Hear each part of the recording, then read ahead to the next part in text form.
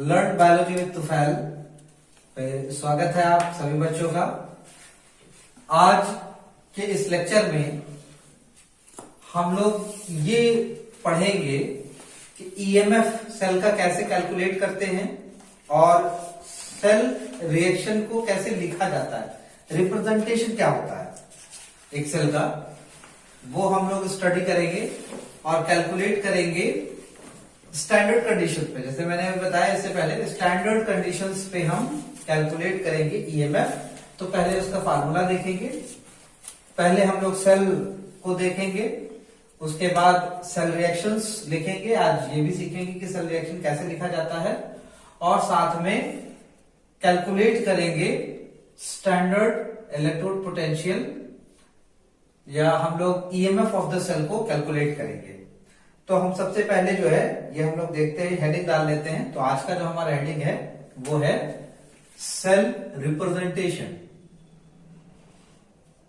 Cell representation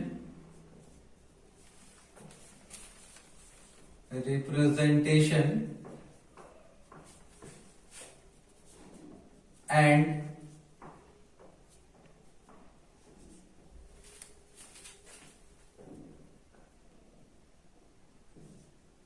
calculation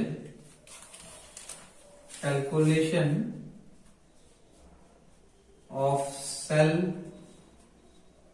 potential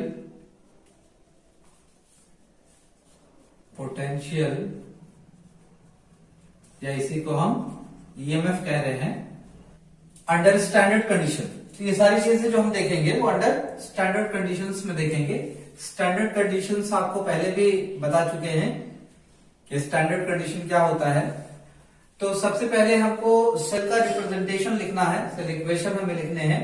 तो उसके लिए हम सबसे पहले एक फास्टली ड्रॉ कर लेते हैं सेल जिसपे दोनों इलेक्ट्रोड होंगे और उनको हम शॉर्ट बेस से कनेक्ट किए होते हैं।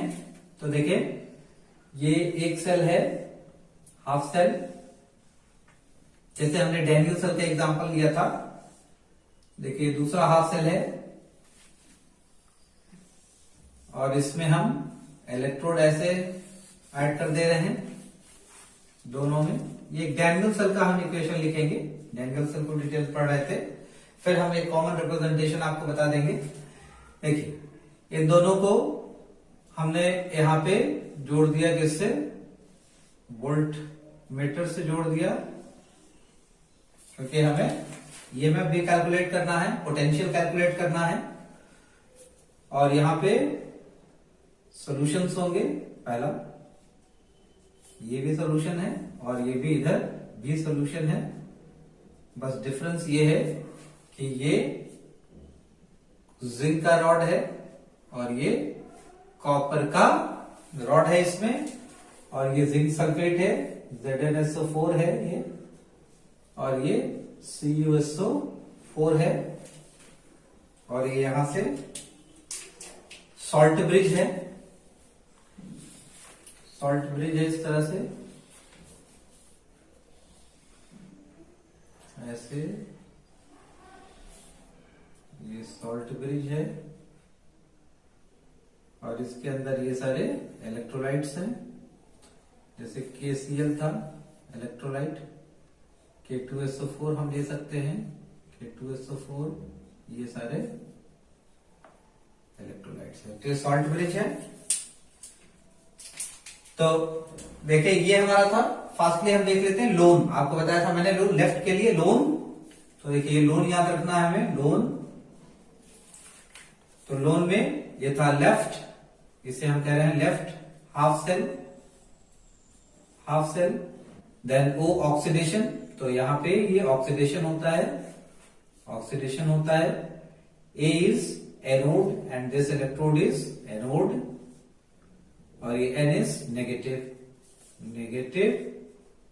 तो यहां पे जब सॉल्यूशन में डिप करते हैं तो हम लोगों ने देखा था क्या कि इस पे इलेक्ट्रोड पे इस तरह से नेगेटिव चार्जेस आ जाते हैं, ऐसे पूरे नेगेटिव, ये पूरे नेगेटिव चार्जेस से आ जाएंगे।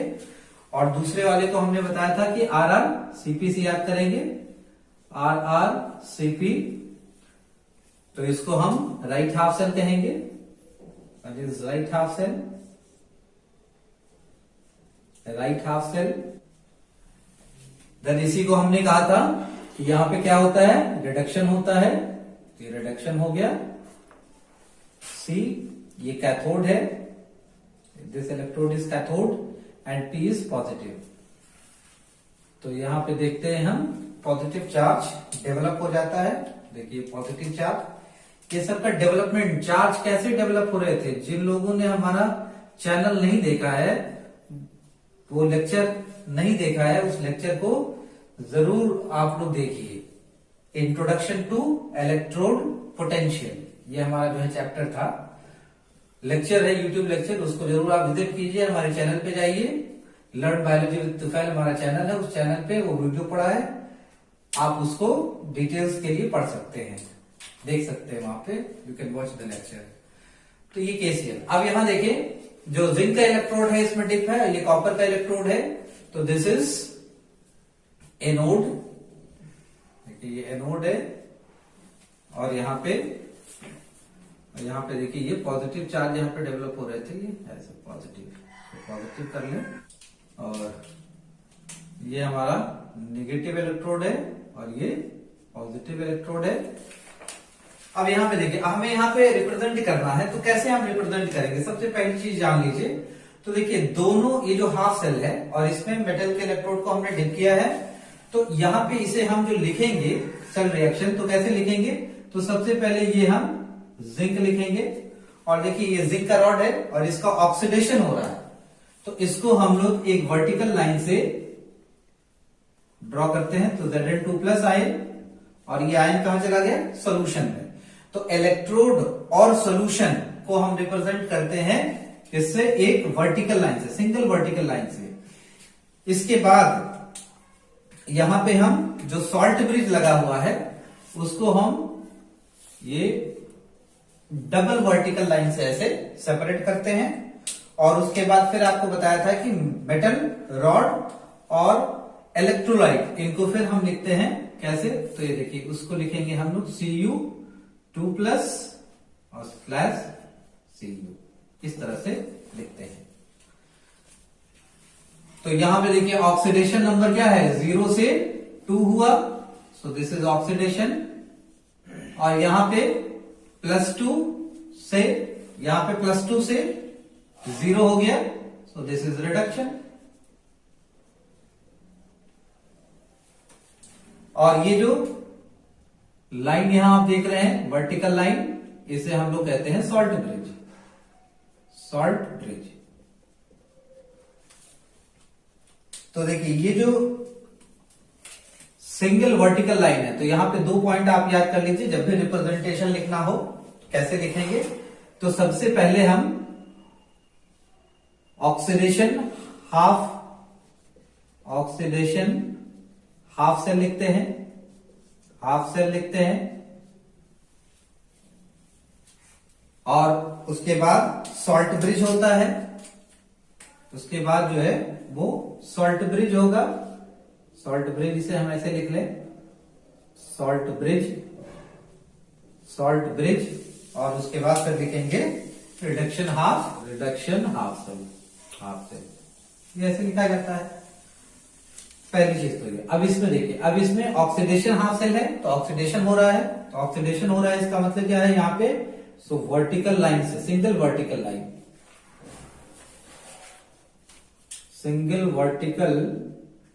लाइन, और इसको हम ऐसे लिखते हैं, रिप्रेजेंट्स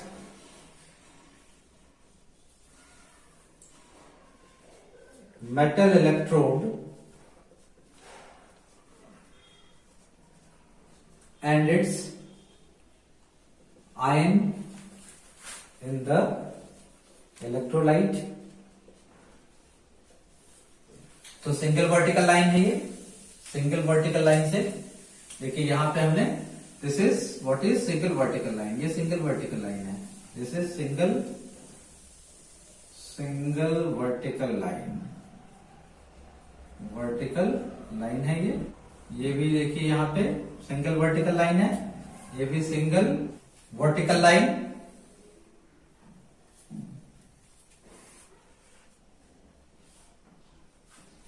तो देखिए इस तरह से रिप्रेजेंटेशन है। मेटल, जिंक यहाँ पे क्या है, मेटल है, और Zn2 plus, this is metal ion in the electrode. यहाँ पे मेटल आयन होता है, सॉल्यूशन में होगा ये Zn2 प्लस आयन,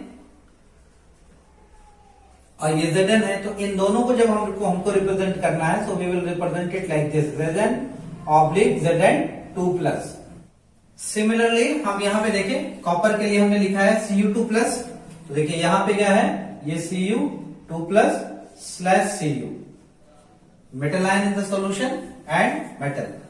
तो इनको हम वर्टिकल लाइन से रिप्रेजेंट करते हैं।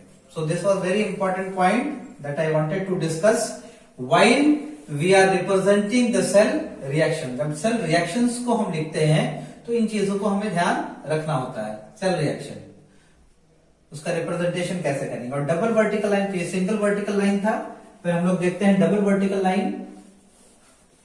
तो डबल वर्टिकल लाइन, और इसका रिप्रेजेंटेशन कैसे होता है, तो इसका रिप्रेजेंटेशन जो है वो इस तरह से करेंगे, ऐसे करेंगे representation. Vertical line connects the electrolyte of both half cell, दोनों हाफ सेल को। तो देखिए यहां पे ये हम वर्टिकल लाइन से यहां पे रिप्रेजेंट करेंगे।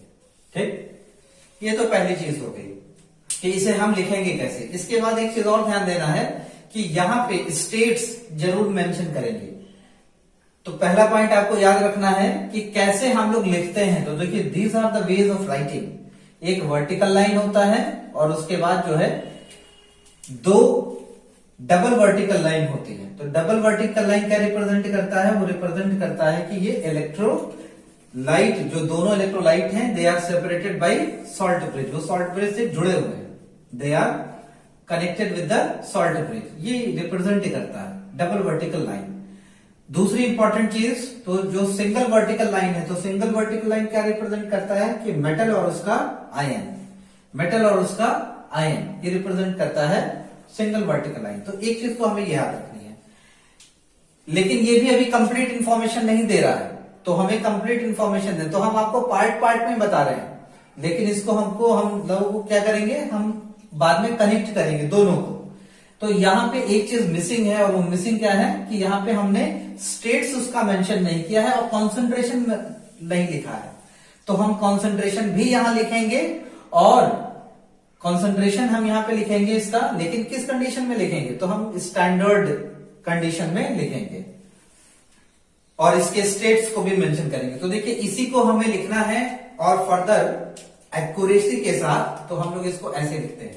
ये जो Zn लिखा हुआ है, सो देखिए this Zn is in solid state, तो ये सॉलिड स्टेट में हम लिख देते हैं। और ये फिर एक वर्टिकल लाइन, वर्टिकल लाइन का मतलब ये है कि ये इसका इलेक्ट्रोलाइट हम लिखेंगे। तो इलेक्ट्रोलाइट में जो आयन है वो Zn2 प्लस आयन है, और ये Zn2 प्लस कैसा है, तो ये एक्वस फॉर्म में है, तो इसको हम एक्वस लिखेंगे। ठीक है, एक्वस लिखेंगे, और एक्वस लिखने के बाद क्या करेंगे, इसका हम कॉन्सेंट्रेशन भी लिखेंगे कि कितना कॉन्सेंट्रेशन है। तो देखिए अभी जैसे मैंने आपको बताया कि हम लोग स्टैंडर्ड कंडीशन पे बात कर रहे हैं, we are talking about the standard condition. Standard condition में concentration is 1 m, 1 molarity, so हम यहां पे लिखेंगे 1 m। और इसके बाद हमें क्या लगाना है, इसके बाद हमें कनेक्ट करना है इसको सॉल्ट ब्रिज से। तो ये हमने सॉल्ट ब्रिज जैसे बना लिया, कनेक्ट करना है सॉल्ट ब्रिज से, सॉल्ट ब्रिज बना लिया। अब इसके बाद हम क्या लिखेंगे, दूसरे हाफ सेल का, ये पहला वाला था ऑक्सीडेशन हाफ सेल, या लेफ्ट हाफ सेल की बात कर रहे थे, या एनोड साइड की बात कर रहे थे हम। अब हम इसके दूसरे साइड मतलब कैथोड की बात करेंगे, राइट हाफ सेल की बात करेंगे। तो यहां पे हम लिखेंगे कॉपर Cu2 प्लस। अब ये देखो आयन जो है ये एक्वस फॉर्म में है, इसको हम एक्वस लिखेंगे। कॉन्सेंट्रेशन इसका लिखेंगे, कॉन्सेंट्रेशन अगेन स्टैंडर्ड कंडीशन है तो 1 m हो जाएगा। और इसके बाद वर्टिकल लाइन लगाएंगे और उसके बाद क्या लिखेंगे, उसके बाद हम कॉपर लिखेंगे। So this is the cell equation. ये क्या है, ये हमारा सेल इक्वेशन है, किसका, cell reaction for Daniell cell, cell reaction for Daniell cell. ये हो गया हमारा सेल को कैसे हम लोग रिप्रेजेंट करते हैं। तो देखिए कितना आसान तरीका है। थोड़ा सा वीडियो आपको लंबा हो जाएगा, लंबा लग रहा होगा, लेकिन एक एक चीज को हम डिटेल में समझ रहे हैं कि कैसे लिखना है। इसके बाद आप इसको जब एक बार पढ़ लेंगे तो इसके बाद फिर दोबारा आपको पढ़ने की जरूरत नहीं है। इतने आसान टर्म्स में हम चीजों को समझा रहे हैं, इसलिए थोड़ा आपको लंबा लग रहा होगा ये video.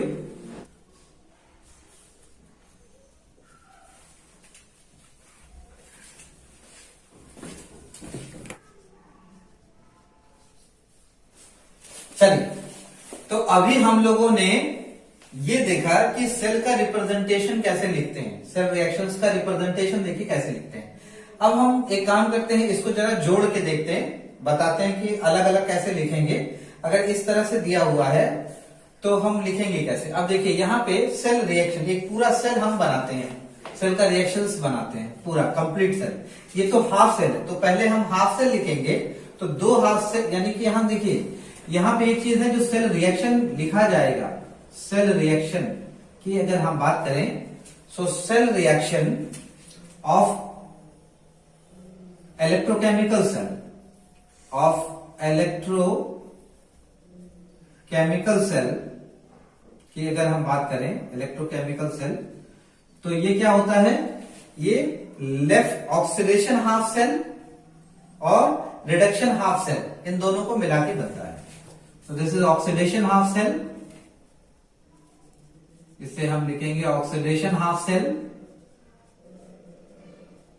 Half cell reaction plus reduction half cell reaction,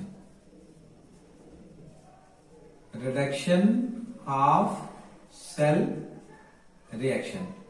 इन दोनों को हम जोड़ेंगे, तो जब हम जोड़ेंगे तो हमें मिलेगा कंप्लीट सेल रिएक्शन। तो कैसे जोड़ेंगे जरा इसको देखें।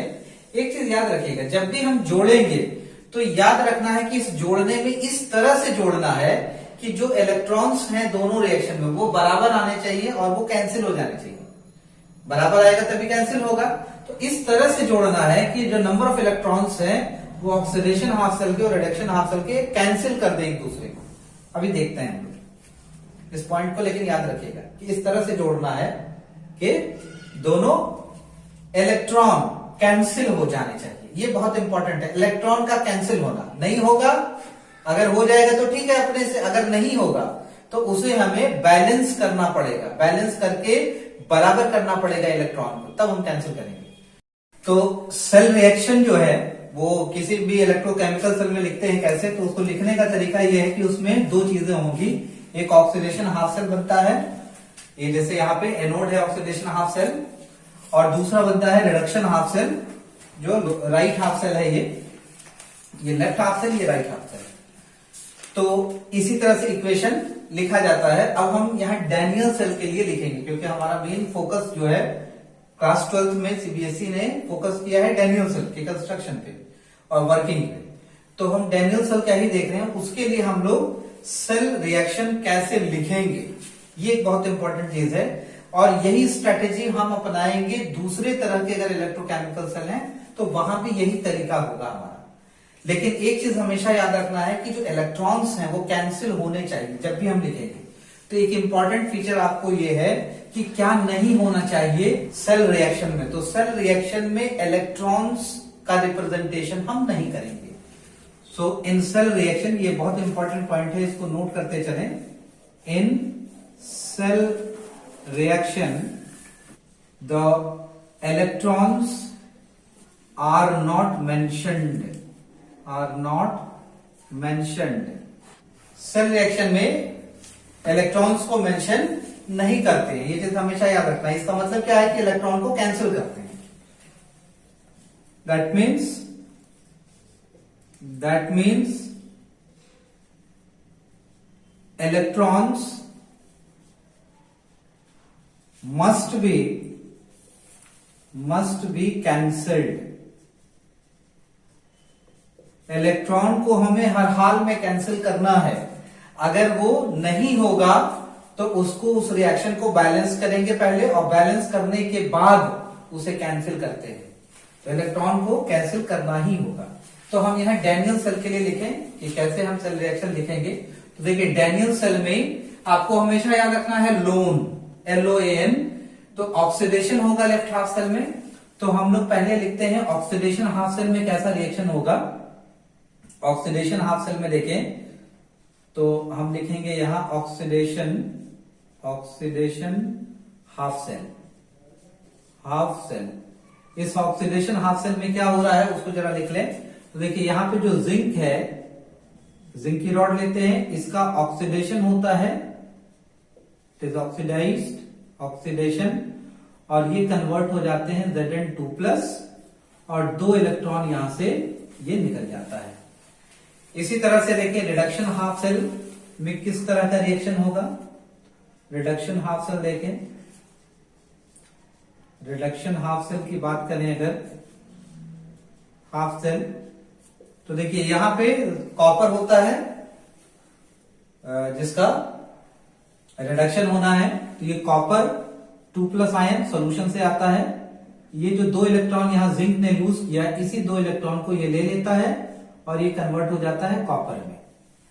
अब हमें इन दोनों रिएक्शंस को जोड़ना है। जैसे देखिए, सेल रिएक्शन जब लिखना होगा तो क्या करेंगे, ऑक्सीडेशन हाफ सेल रिएक्शन और रिडक्शन हाफ सेल रिएक्शन, इन दोनों को हम क्या करेंगे, जोड़ेंगे, और इस तरह से जोड़ेंगे कि ये जो इलेक्ट्रॉन है वो कैंसिल हो जाए।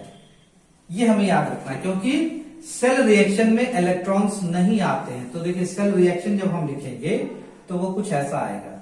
सेल रिएक्शन जब हम लिखेंगे तो देन इट विल बी, इन दोनों को ऐसे जोड़ना है। तो देखिए, ये यहां बहुत सिंपल है कैंसिल करना। देखिए, 2 इलेक्ट्रॉन यहां भी है, 2 इलेक्ट्रॉन ऊपर में भी है, तो ये दोनों इलेक्ट्रॉन कैंसिल हो जाएंगे। तो इन दोनों को हम ऐसे कैंसिल कर देते हैं, तो ये इलेक्ट्रॉन कैंसिल हो गए। अब इनको वापस हम लिख लेते हैं। तो Zn और प्लस Cu2+, देन एरो, और ये हो जाएगा Zn2+ प्लस Cu।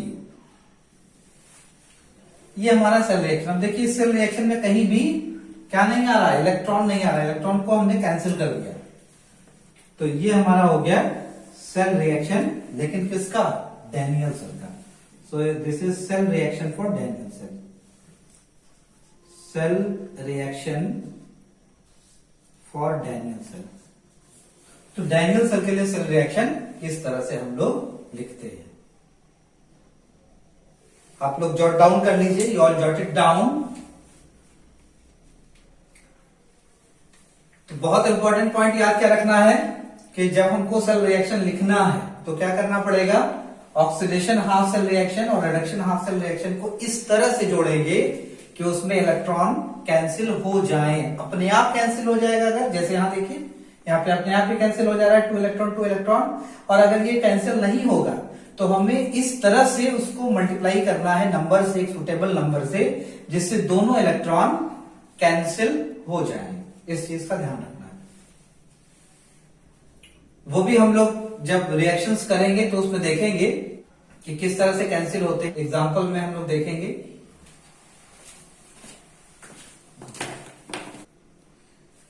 तो अभी तक तो हम लोगों ने देखा कि सेल को कैसे रिप्रेजेंट करते हैं, कैसे लिखा जाता है सेल रिएक्शन। अब जो दूसरा पार्ट है हमारा वो है ईएमएफ कैलकुलेशन। इस सेल से कितना ईएमएफ हमें ड्रॉ होगा, हम ड्रॉ कर सकते हैं। जब इस सेल का सेटअप हमने बनाया तो कितना ईएमएफ, कितना वोल्टेज हम इससे ड्रॉ करेंगे, तो वो हम कैलकुलेट कैसे करेंगे उसको अब जरा देखते हैं, क्योंकि ये बहुत इंपॉर्टेंट है। न्यूमेरिकल इससे बहुत ज्यादा पूछे जाते हैं। लेकिन आज हम जो स्टडी करेंगे ईएमएफ या सेल पोटेंशियल, वो किसमें करेंगे, अंडर स्टैंडर्ड कंडीशन। इस चीज को नहीं भूलना है हमेशा कि हम स्टैंडर्ड कंडीशन की बात कर रहे हैं। और स्टैंडर्ड कंडीशन क्या होता है, तो एक बार फिर से आपको याद दिला दें। स्टैंडर्ड कंडीशन विल बी, और ये स्टैंडर्ड कंडीशन क्या होगा, तो देखिए पहली चीज तो जो हम टेम्परेचर इसमें लेंगे, टेम्परेचर वो कितना लेंगे, टेम्परेचर हम लोग लेते हैं 25 डिग्री सेंटीग्रेड। इसी को केल्विन में लेते हैं तो 298 केल्विन। इसके बाद जितने भी आयंस होंगे इसमें, ठीक है, उनका जो कॉन्सेंट्रेशन होगा, तो कॉन्सेंट्रेशन कितना लेंगे, कॉन्सेंट्रेशन हम लोग लेंगे 1 मोलैरिटी 1 m। और अगर गैसियस रिएक्टेंट है तो उसका कॉन्सेंट्रेशन क्या होगा, अगर गैसियस स्पीशीज है, गैसियस स्पीशीज अगर है तो उसका कॉन्सेंट्रेशन कितना लेते हैं, आप लोग जानते हैं गैसेस के रेफरेंस में, गैसेस के रेफरेंस में जो कॉन्सेंट्रेशन आता है वो प्रेशर के टर्म में आता है, एंड इट इज 1 एटमॉस्फेयर या 1 बार। 1 बार।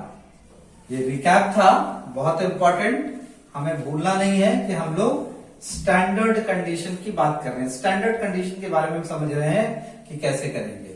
और स्टैंडर्ड कंडीशन में आपको बताया था मैंने कि देखिए जो इलेक्ट्रोड पोटेंशियल होता है, इसको भी बताते चले आपको। देखिए जो इलेक्ट्रोड पोटेंशियल होगा, ठीक है, इलेक्ट्रोड पोटेंशियल, ये स्टैंडर्ड कंडीशन में जब हम लिखेंगे, ये इलेक्ट्रोड पोटेंशियल हम लोग स्टैंडर्ड कंडीशन में लिखते हैं जब, तो देखिए इलेक्ट्रोड पोटेंशियल आपको बताया था कि 2 तरह का होता है। एक होता है oxidation potential, one is oxidation potential,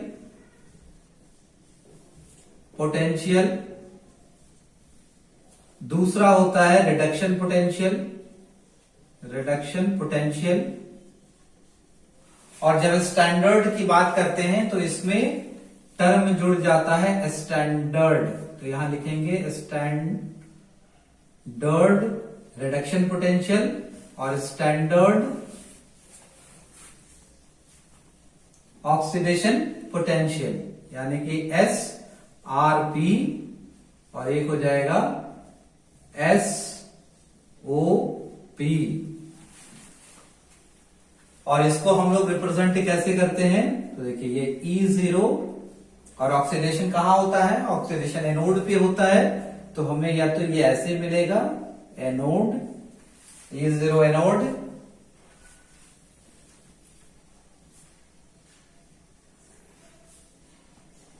ये है, this is what is SOP। ये स्टैंडर्ड ऑक्सीडेशन पोटेंशियल ऐसे लिखते हैं। या इसी को हम और कैसे लिख सकते हैं, इसको हम लोग लिख सकते हैं E0 लेफ्ट भी लिखते हैं इसे, या इसे हम E0 ऑक्सीडेशन भी लिखते हैं। देखिए ये सारे तरीके हैं जिससे हम क्या लिखेंगे, ये हम लोग लिखेंगे SOP को ऐसे रिप्रेजेंट किया जाता है, representation of SOP, representation of standard oxidation potential, बहुत इंपॉर्टेंट टर्म। दूसरा इसी तरह से हम लोग reduction potential, standard reduction potential की अगर हम बात, तो स्टैंडर्ड रिडक्शन पोटेंशियल को हम लोग कैसे लिखेंगे, हमेशा याद रखिएगा E0 लगाते हैं उसमें, तो E0, और रिडक्शन कहां पे होता है, किस इलेक्ट्रोड पे होता है, तो रिडक्शन जो है वो कैथोड पे होता है, तो इसीलिए हम इसको लिखेंगे E0 कैथोड। E0 कैथोड लिखते हैं, या इसी को क्या लिखेंगे, अब देखिए कैथोड जो है वो जो इलेक्ट्रोड होता है वो राइट साइड का होता है, तो इसे हम लोग E राइट भी लिखते हैं, E राइट, या यहीं पे रिडक्शन होता है तो इसे हम लोग लिखते हैं E0 रिडक्शन, भी इसे लिखा जाता है। और ये क्या रिप्रेजेंट करता है, तो it represents standard reduction potential, ये होता है। दिस इज रिप्रेजेंटेशन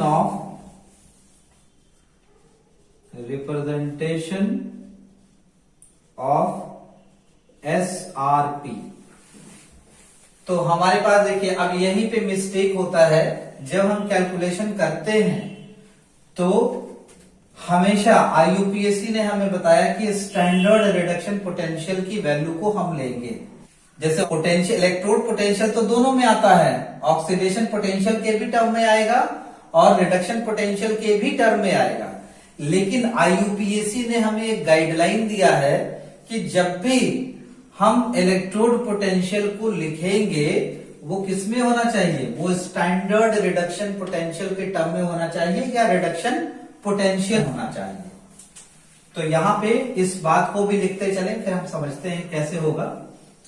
देखिए, according to IUPAC recommendation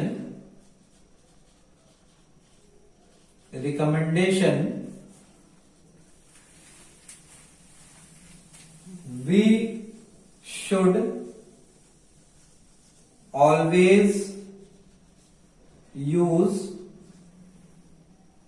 reduction potential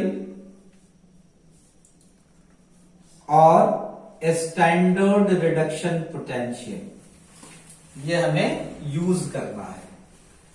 generally जो वैल्यूज हमें आती है, जो गिवन होता है क्वेश्चन में, वो स्टैंडर्ड रिडक्शन पोटेंशियल के टर्म में दिया जाता है। तो इसको हम लोग कैसे लिखते हैं, या तो हम इसे ऐसे लिखेंगे,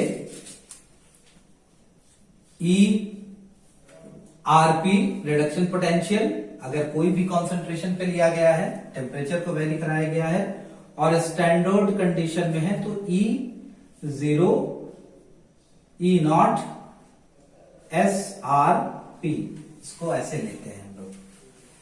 ये एक बहुत इंपॉर्टेंट पॉइंट है कि हमें कब लेना है, हमेशा SR लेना है, SRP में लेना है वैल्यू। अगर वो वैल्यू स्टैंडर्ड ऑक्सीडेशन पोटेंशियल के टर्म में है, तो आईयूपीएसी ने क्या बताया, आईयूपीएसी ने ये बताया कि बस उन दोनों में डिफरेंस साइन का होता है। तो देखिए यहां पे एक चीज और बताते चले, देखिए E0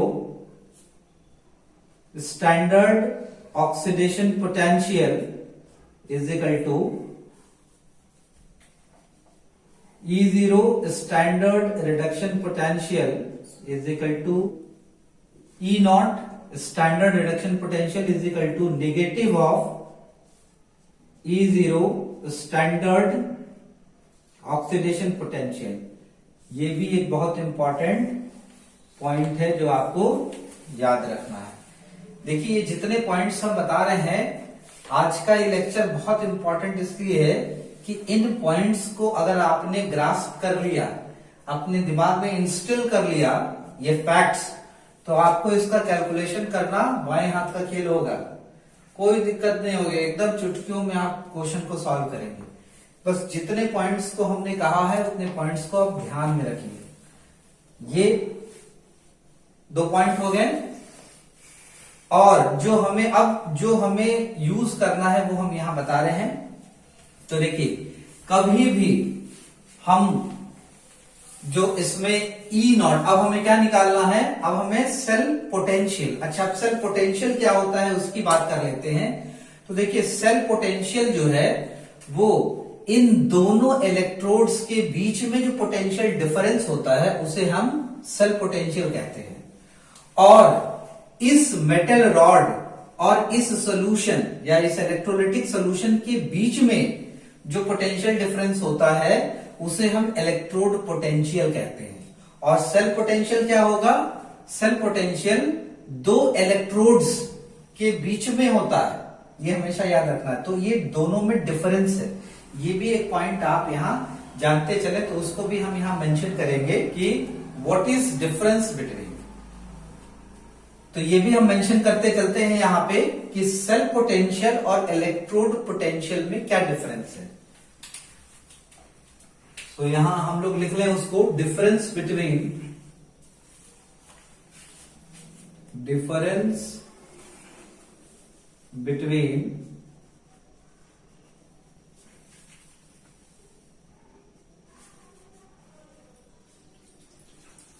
electrode potential and cell potential. Electrode potential is the potential difference between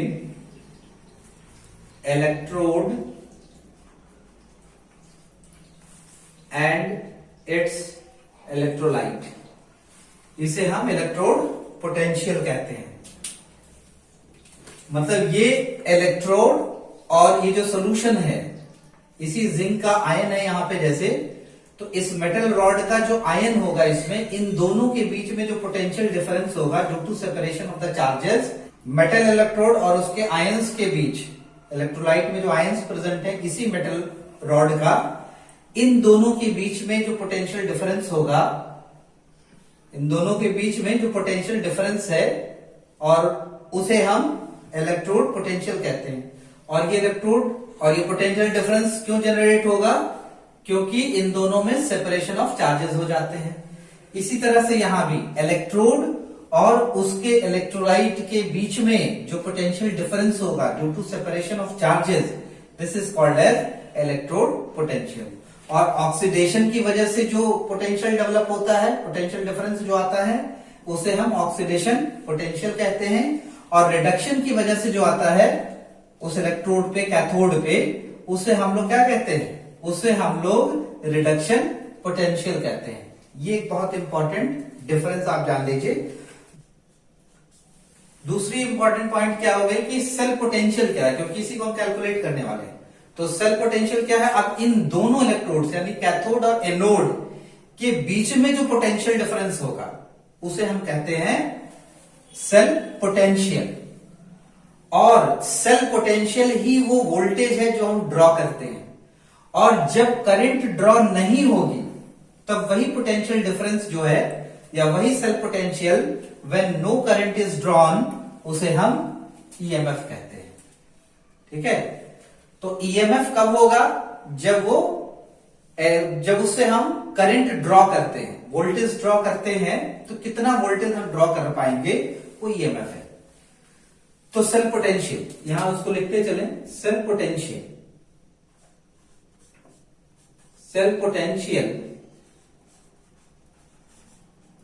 is the potential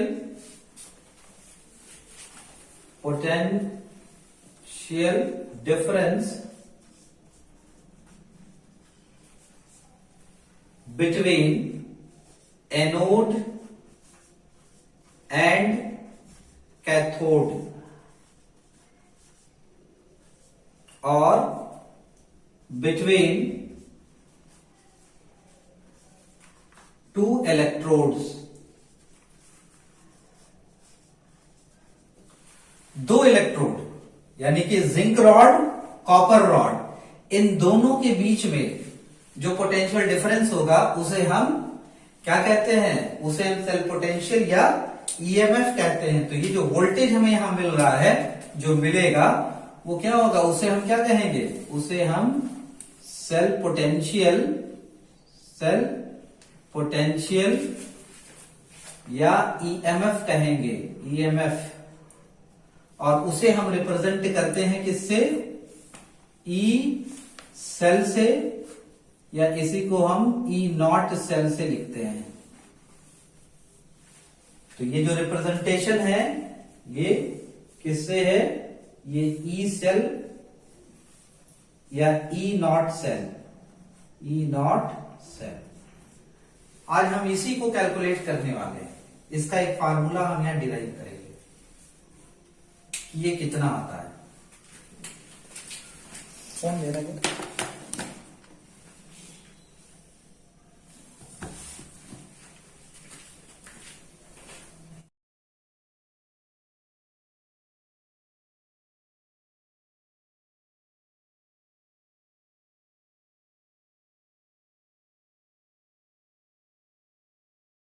तो अब आइए हम लोग ईएमएफ या सेल पोटेंशियल कैसे रिप्रेजेंट करते हैं उसको देखते हैं। लेकिन फिर एक बार फिर से स्टैंडर्ड कंडीशन, क्योंकि स्टैंडर्ड हम नहीं बोलेंगे। आज जितना लेक्चर हम लोग ये पढ़ रहे हैं वो सभी स्टैंडर्ड पे है, तो हम स्टैंडर्ड कंडीशन में ही देखेंगे। अब देखिए स्टैंडर्ड कंडीशन में हम कैसे कैलकुलेट करते हैं आपको बता दें। ये जो ई सेल होगा, ई सेल जो ईएमएफ यहां पे ड्रॉ हो रहा है वो किसके बराबर होगा, वो इन दोनों के प्लस के बराबर होगा। इन दोनों को जोड़ देंगे हम, मतलब ऑक्सीडेशन पोटेंशियल और किसको, रिडक्शन पोटेंशियल, इन दोनों को हम जोड़ देंगे। तो यहां पे देखिए, तो उससे हमें क्या मिल जाएगा, हमें मिल जाएगा ई सेल। तो ई सेल कैलकुलेट करने का तरीका ये है, ई ऑक्सीडेशन पोटेंशियल, अब एकदम आपको क्लियर हो गया होगा। यहां देखिए हमने लिखा ऑक्सीडेशन पोटेंशियल प्लस ई रिडक्शन पोटेंशियल, रिडक्शन पोटेंशियल, ठीक है। इन दोनों को हम जोड़ देंगे। अब देखिए ये तो है कब, जब स्टैंडर्ड कंडीशन नहीं है, when condition is not standard, when condition is not standard. जब कंडीशन स्टैंडर्ड नहीं है, जब ये कंडीशन स्टैंडर्ड हो जाएगा तो इसे हम कुछ ऐसा लिखेंगे, E not cell is equal to E not oxidation potential. तो यहां पे हम स्टैंडर्ड ऑक्सीडेशन पोटेंशियल लिखेंगे, स्टैंडर्ड ऑक्सीडेशन पोटेंशियल। अभी ये नया चीज जुड़ जाएगा, SOP plus E not SRP. अब आपको आरपी एसआरपी समझ में आ रहा होगा क्या होगा। जिनको भी इन चीजों में दिक्कत हो रही है वो हमारा इलेक्ट्रोड पोटेंशियल का चैप्टर जरूर स्टडी कर लें, विजिट कर लें वो लेक्चर जो मेरे YouTube channel learn biology with Tufail पे अवेलेबल है। तो ये कब है, जिन लोगों को समझ में आ रहा है उनके लिए बहुत अच्छी बात है, बधाइयां उनको। When condition is standard, standard, जब ये कंडीशन स्टैंडर्ड है तब ये फार्मूला आता है। तो पहली चीज तो आपको ये याद कर लेना है by heart, this you have to learn, remember by heart. और ई नॉट सेल का कैलकुलेशन अभी हम यहां पे बताएंगे। ई सेल का कैलकुलेशन डायरेक्ट हम लोग नहीं करते हैं क्योंकि वो कंडीशन स्टैंडर्ड नहीं होता है, वेरिएशन होता है, टेम्परेचर का वेरिएशन होता है, कॉन्सेंट्रेशन का वेरिएशन होता है। तो उस कंडीशन में ये जो हम कैलकुलेट करते हैं उसको हम नर्व्स इक्वेशन से कैलकुलेट करते हैं। तो हमारा जो अपकमिंग लेक्चर होगा वो नर्व्स इक्वेशन पर ही होगा। तो ये इट इज कैलकुलेटेड बाय, तो इसको यहां लिखते भी चलें, calculated by nerves equation, nerves equation. अब आपको समझ में आ रहा होगा कि नर्व्स इक्वेशन पढ़ना क्यों जरूरी है, और इसको तो हम अभी कैलकुलेट करके आपको दिखाएंगे। तो ये ऐसे होता है, लेकिन ये एक्चुअली ओरिजिनल फार्मूला नहीं है। अभी जिस फार्मूले का हमको इस्तेमाल करना है अपने न्यूमेरिकल्स में, जिसका एप्लीकेशन करेंगे, उसको हम डिराइव करने वाले हैं, लेकिन उसका डेरिवेशन यहीं से आता है। तो इसीलिए इसको ध्यान से समझिए। अब देखिए हमें आईयूपीएसी ने क्या बताया, जरा उसको भी देख लेते हैं। तो हमें आईयूपीएसी ने ये बताया कि अगर कोई भी वैल्यू हमें कैलकुलेट करनी है, ईएमएफ या सेल पोटेंशियल कैलकुलेट करने के लिए, तो वो हमारे वैल्यू किस में होनी चाहिए, वो हमारी वैल्यू होनी चाहिए एसआरपी में, ठीक है। और अगर एसआरपी में नहीं दिया हुआ है, स्टैंडर्ड रिडक्शन पोटेंशियल में नहीं दिया है, तो हमें उसे कन्वर्ट करना पड़ेगा। अब कन्वर्ट करने का तरीका क्या है, तो वो भी हमें पता है, और वो आईयूपीएसी ने ये बताया कि ई नॉट एसआरपी, इसे हम लिखेंगे माइनस ई नॉट एसओपी, ये लिखेंगे। या हम ऐसा कह लें कि ये जो ई नॉट एसओपी है, ये कितने के बराबर होता है? ये होता है minus E not S R P. लेकिन ये, ठीक है, एस आर पी, लेकिन ये जो है, ये देखिए ये ऑक्सीडेशन है ना, और ऑक्सीडेशन कहां होता है? ऑक्सीडेशन एनोड पे होता है। तो ये एक्चुअली जो है वो क्या है? वो एसआरपी एनोड का है। तो यहां पे हम इसको ऐसे लिखेंगे, देखिए ये जो ई नॉट एसओपी है, ये किसका है? It is of anode. ये किसका है? ये एनोड का है। लेकिन इसकी वैल्यू हमें लेनी है किसमें? एसआरपी में लेनी है। तो इसकी वैल्यू जब हम एसआरपी में लेंगे तो ये वैल्यू हो जाएगी ये इस तरह से, ये हो जाएगी value E not S O P is equal to minus E not S R P, और इसे हम कह लें एनोड।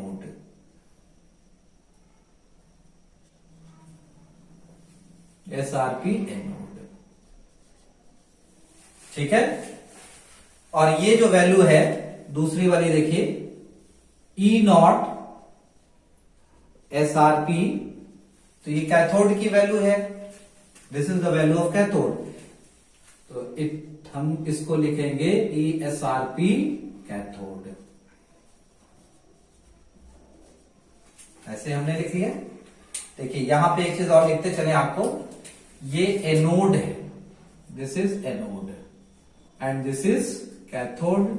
बट हमें करना क्या है कि ये एनोड की वैल्यू भी हमको स्टैंडर्ड रिडक्शन पोटेंशियल में लेना है। तो अब हम एक काम करते हैं कि ये जो वैल्यू हमारे पास दिखाई दे रही है, देखिए ये जो वैल्यू है,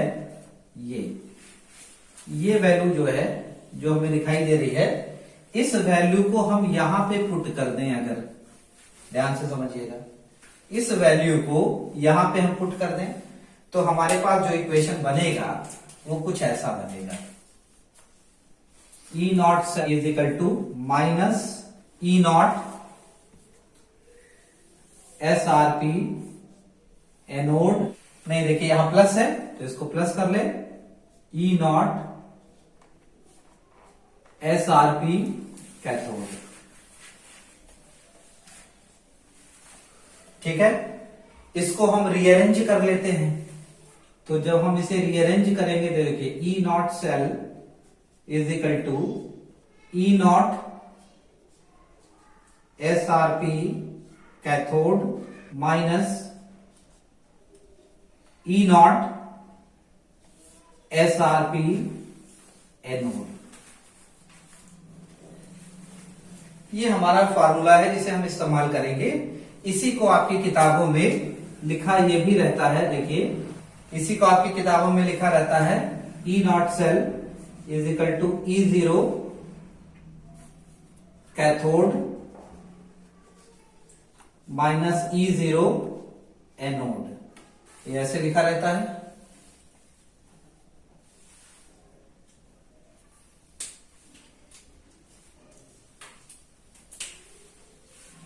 इस फार्मूले को एकदम आपको याद कर लेना है, इस फार्मूले को। देखिए यहां पे ई नॉट कैथोड लिखे हैं, लेकिन हमेशा याद रखना है क्या, आईयूपीएसी ने हमें बताया कि ये होना चाहिए किसमें, स्टैंडर्ड रिडक्शन पोटेंशियल के टर्म में, ठीक है।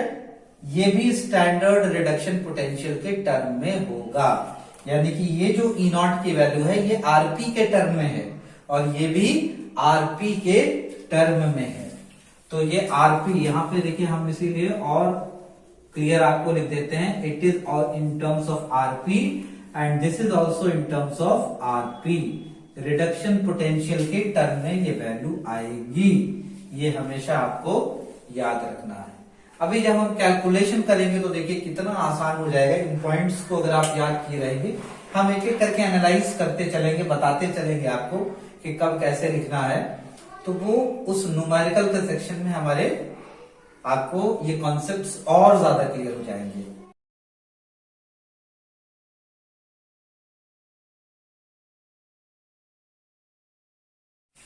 तो अब हम लोग थोड़ा सा न्यूमेरिकल कर लेते हैं, इसमें न्यूमेरिकल सेक्शन को देखते हैं। तो हम लोग दोनों देखेंगे, सेल का रिप्रेजेंटेशन भी देखेंगे, सेल रिएक्शन बनाकर, और साथ में ये भी हम देखेंगे कि उसका ईएमएफ कैसे कैलकुलेट करते हैं, सेल पोटेंशियल कैसे कैलकुलेट करेंगे। देखिए ये question, write down the question. Question number 1, write the cell reaction, write the cell reaction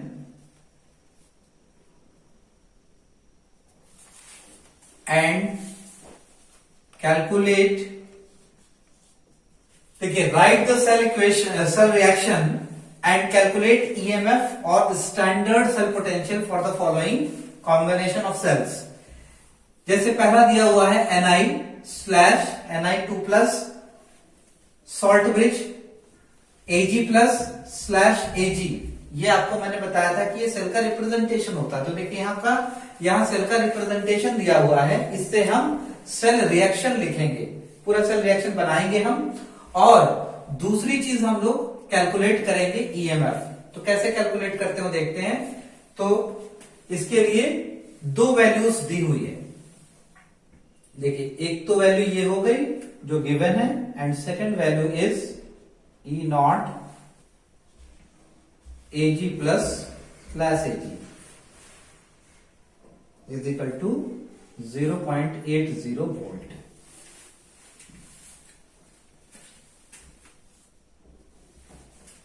तो अब पहला पार्ट हम लोग करते हैं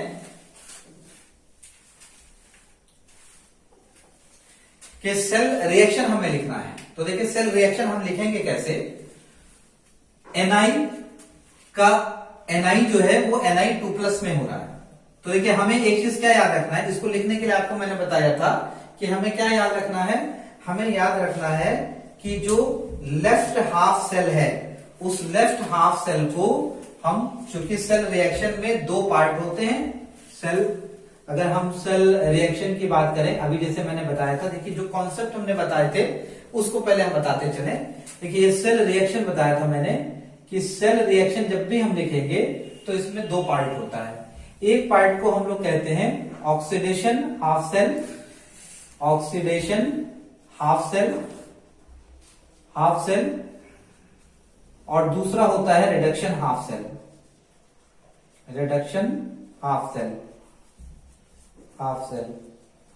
तो ये देखिए ये जो ऑक्सीडेशन होता है, और ऑक्सीडेशन कहां होता है, तो आपको मैंने बताया था कि देखिए लोन से याद करेंगे, LOAN, लोन से जब आप याद करेंगे तो लेफ्ट वाले में होता है, लेफ्ट वाले में ऑक्सीडेशन होता है, ऑक्सीडेशन वाले को हम एनोड कहते हैं। तो देखिए ये हमारा एनोड है, ठीक है।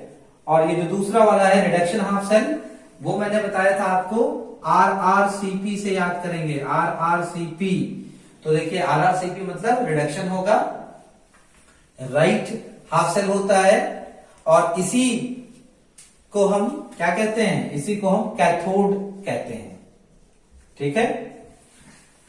अब देखें, अब एनोड में क्या होता है, हमेशा ऑक्सीडेशन होता है। तो देखिए ऑक्सीडेशन, यहां पे देखें ऑक्सीडेशन देखिए हो रहा है, Ni2+ में कन्वर्ट हो रहा है। ऑक्सीडेशन किसे कहते हैं, ऑक्सीडेशन जो है ऑक्सीडेशन नंबर के बढ़ने को कहते हैं। चार्जेस देखिए बढ़ रहे हैं, यहां 0 से +2 हो गया, और यहां देखिए यहां पे +1 से 0 हो रहा है। तो decrease in oxidation number is reduction. देखिए ये रिडक्शन है, इसका रिडक्शन हो रहा है, ठीक है, ये रिडक्शन है। देखिए this is reduction and this is oxidation. तो ये पहला वाला हमारा क्या है, वो है ऑक्सीडेशन हाफ सेल। तो ऑक्सीडेशन हाफ सेल के लिए हम लोग जरा लिख लें इक्वेशन। तो देखिए ऑक्सीडेशन हाफ सेल के लिए जो हम लिखेंगे, तो ये जो Ni है it is converting into Na2+, Na2+, कितने इलेक्ट्रॉन रिलीज होंगे, 2 इलेक्ट्रॉन रिलीज होंगे। देखिए ये हो गया, और ये Ag दूसरा, तो ये है oxidation, this is what is oxidation. बहुत ध्यान से एकदम समझिए, कोई जल्दी नहीं है, बहुत आराम से समझने का है। तो यहां पे देखिए ऑक्सीडेशन हो रहा है, ऑक्सीडेशन का रिएक्शन हमने लिख लिया यहां पे। अब देखते हैं जो दूसरा वाला पार्ट था वहां रिडक्शन हो रहा था। अब रिडक्शन में क्या है, Ag+ जो है वो Ag में कन्वर्ट हो रहा है। तो यहां देखिए दूसरा हमने लिख दिया Ag+। रिडक्शन का मतलब होता है इलेक्ट्रॉन के टर्म में जब हम आते हैं तो इलेक्ट्रॉन गेन करना। तो कितना इलेक्ट्रॉन गेन करेगा, तो देखिए 1 इलेक्ट्रॉन इसमें से निकला हुआ है, 1 इलेक्ट्रॉन ये गेन कर ले, तो प्लस 1 इलेक्ट्रॉन लिखेंगे हम, 1 इलेक्ट्रॉन, और इसे एरो लगाएंगे और लिखेंगे Ag। अब देखिए मैंने आपको बताया था क्या कि अब यहां पे देखिए आपको बताया था कि जब आप सेल रिएक्शन लिखेंगे तो उसमें इलेक्ट्रॉन का टर्म नहीं आएगा। यहां पे देखिए इलेक्ट्रॉन ऊपर वाले में अगर देखिए जब ऑक्सीडेशन हो रहा है तो 2 इलेक्ट्रॉन निकल रहा है, नीचे वाले में देखिए ये रिडक्शन हो रहा है जब, तो कितने इलेक्ट्रॉन को ले रहा है, ये 1 इलेक्ट्रॉन को ले रहा है। तो देखिए यहां पे इलेक्ट्रॉन, और मैंने बताया था आपको कि अगर इलेक्ट्रॉन की संख्या डिफरेंट होगी अगर, तो उसे ऐसे नंबर से मल्टीप्लाई करना है जिससे वो कैंसिल हो जाए। तो देखिए अगर ये नीचे वाले में देखिए 1 है, 1 इलेक्ट्रॉन है, इसको अगर 2 से मल्टीप्लाई कर दें इस पूरे रिएक्शन को, तो हमारा इलेक्ट्रॉन कैंसिल हो जाएगा। तो देखिए इस पूरे टर्म को हम क्या करेंगे, 2 से मल्टीप्लाई करेंगे। तो जब 2 से मल्टीप्लाई करेंगे तो फाइनली हमारे पास जो रिएक्शन लिखा जाएगा वो कुछ इस तरह से लिखा जाएगा, इस 2 से तो 2Ag प्लस हो जाएगा, ये 2Ag प्लस हो जाएगा, प्लस 2 इलेक्ट्रॉन, 2 इंटू 1 एरो, और ये 2Ag। अब क्या हुआ, अब आप देखिए, अब इसको हम क्या करेंगे, अब इसको हम जोड़ेंगे। आपको मैंने बताया था कि देखिए इस तरह से जोड़ना है कि इलेक्ट्रॉन कैंसिल हो जाए अपने आप, अगर ना कैंसिल हो तो उसको ऐसे नंबर से मल्टीप्लाई कीजिए जिससे वो इलेक्ट्रॉन बराबर हो जाए। तो देखिए हमने जब 2 से मल्टीप्लाई किया तो 2 इलेक्ट्रॉन बराबर हो गए। अब देखिए ये 2 इलेक्ट्रॉन और ये 2 इलेक्ट्रॉन ये कैंसिल हो गए, ठीक। अब बाकी को आप लिख दीजिए। तो बाकी को हम जब लिखेंगे तो कैसे आएगा ये, it will come like this, ये Ni plus 2Ag plus arrow Ni2 plus 2Ag, ये हमारा है सेल रिएक्शन।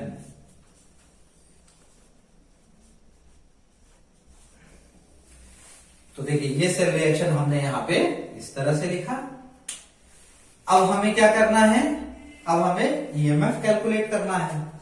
तो ईएमएफ के लिए हमने आपको फार्मूला बताया, देखिए यहां पे E naught cell is equal to E naught SRP cathode minus E naught SRP anode, इसी के फार्मूले का इस्तेमाल करेंगे हम।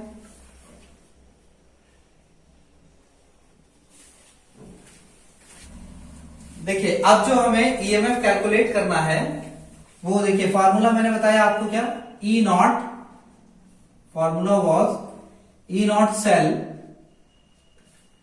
Is equal to E not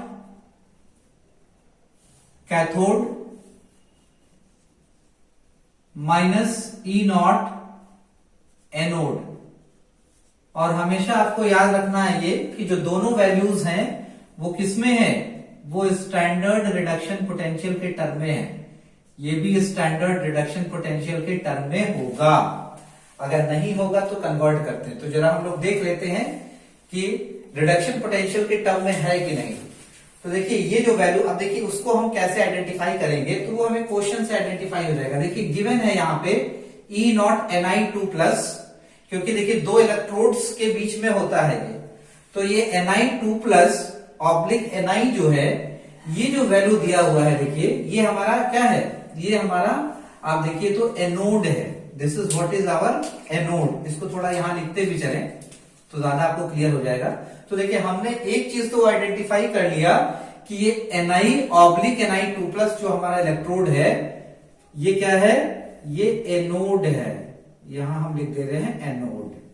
यहां देखिए Ag प्लस से Ag बन रहा है, तो ये हमारा जो इलेक्ट्रोड है वो कैथोड है, क्योंकि कैथोड पे ही रिडक्शन होता है और एनोड पे ऑक्सीडेशन होता है। अब जरा हम लोग चेक करें कि क्या जो वैल्यू हमें वोल्टेज में दी हुई है वो जो रिडक्शन पोटेंशियल की वैल्यू यहां दी हुई है, क्या वो ऑक्सीडेशन पोटेंशियल में है या रिडक्शन पोटेंशियल में, इसको जरा आइडेंटिफाई करें। तो कैसे आइडेंटिफाई होगा, देखिए बहुत आसान है। यहां पे क्या हो रहा है, तो यहां देखिए आप, तो Ni2+ से ये Ni में कन्वर्ट हो रहा है, मतलब कि 2+ से ये 0 में कन्वर्ट हो रहा है। Ni2+ से 0 हो रहा है, तो ऑक्सीडेशन नंबर क्या है, घट रहा है। तो यहां देखिए, यहां क्या हो रहा है, Ni2+ से 0 हो रहा है, ऑक्सीडेशन नंबर क्या हो रहा है, घट रहा है 2 से 0, तो ये हो गया रिडक्शन। यानी कि जो ये वैल्यू दी हुई है ये रिडक्शन पोटेंशियल में है। अब जरा यहां देख लेते हैं, देखिए ये Ag+ से यानी कि +1 से 0 हो रहा है, तो यहां भी देखिए क्या हो रहा है, घट रहा है ना।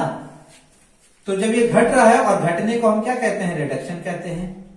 इसका मतलब कि जो दोनों वैल्यूज दी हुई हैं वो दोनों वैल्यू क्या है, वो किस फॉर्म में है, तो it is in SRP form. तो वो फॉर्म कौन सा है, वो फॉर्म है SRP।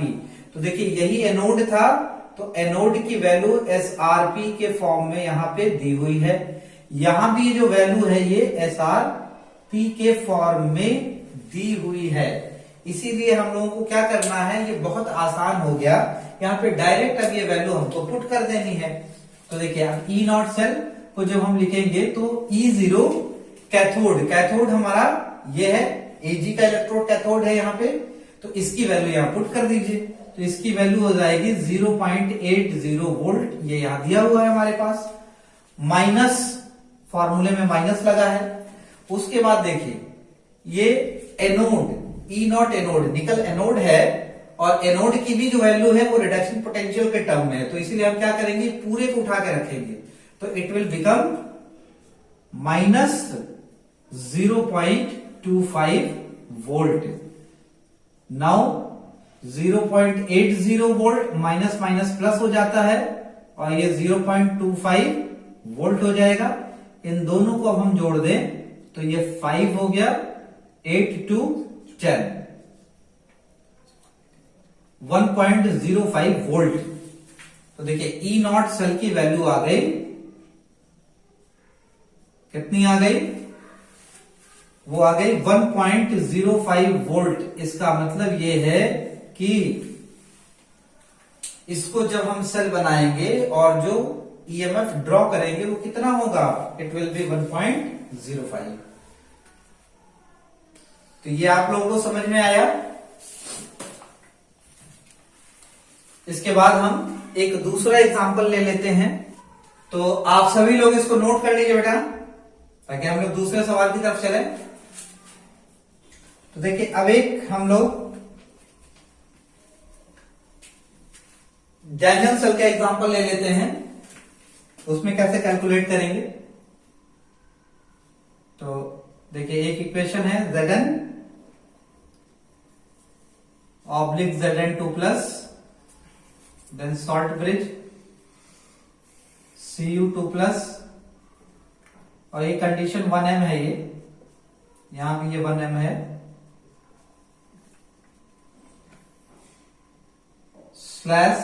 /Cu। यहां पे गिवन क्या है, देखिए E0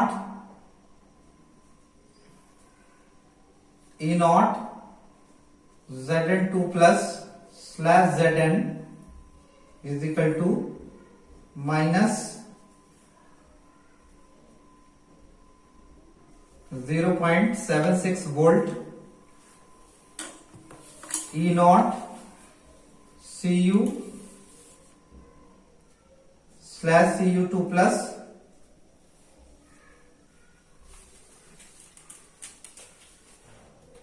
ये है -0.34 volt.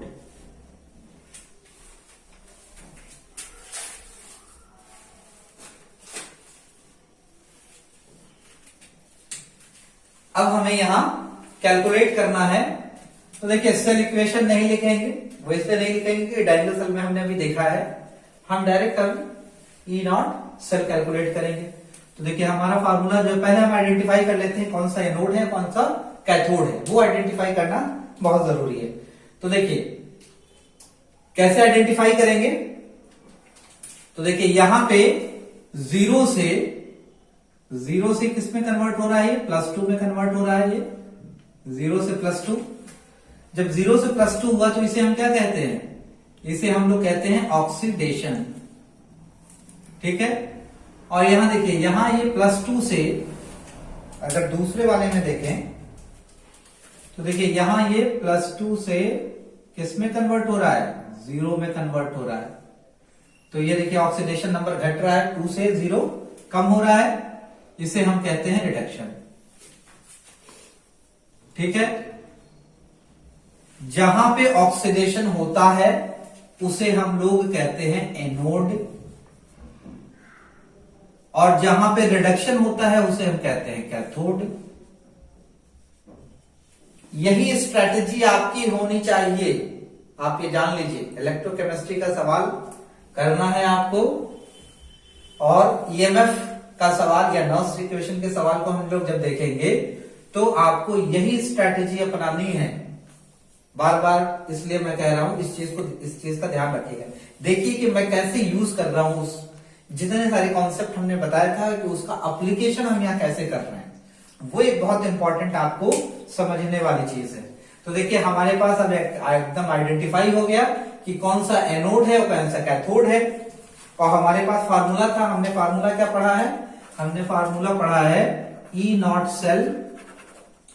Cell is equal to E0 और ये SRP standard reduction potential cathode का, ठीक है, माइनस E0 SRP एनोड का। यही तो हमने पढ़ा है। तो अब जरा देखते हैं कि वैल्यू किसमें है, जो वैल्यू हमारे पास दी हुई है जरा उसको हम लोग देखें। अब यहां देखिए ध्यान से कि हमारे पास जो एनोड दिया हुआ है उसकी जो E0 है वो ऑक्सीडेशन पोटेंशियल में है कि रिडक्शन पोटेंशियल में, उसको जरा आइडेंटिफाई करें। तो कैसे आइडेंटिफाई होगा, देखिए E0 Zn2 प्लस /Zn है ना, तो देखिए 2 से 0 हो रहा है। इसका मतलब ये क्या हो रहा है, ऑक्सीडेशन नंबर घट रहा है, और घटने को हम कहते हैं, घटने को क्या कहते हैं, हम कहते हैं रिडक्शन। घटने को क्या कहते हैं, रिडक्शन कहते हैं। तो देखिए ये जो हमारी वैल्यू है वो SRP की ही वैल्यू है, लेकिन किसके लिए, एनोड के लिए। ठीक है, तो SRP एनोड हमारे पास हो गया, E0 SRP एनोड ये हमारे पास हो गया। अब जरा दूसरा देखिए, दूसरा क्या है, दूसरा ये जो वैल्यू है कॉपर, और कॉपर क्या है, कॉपर कैथोड है,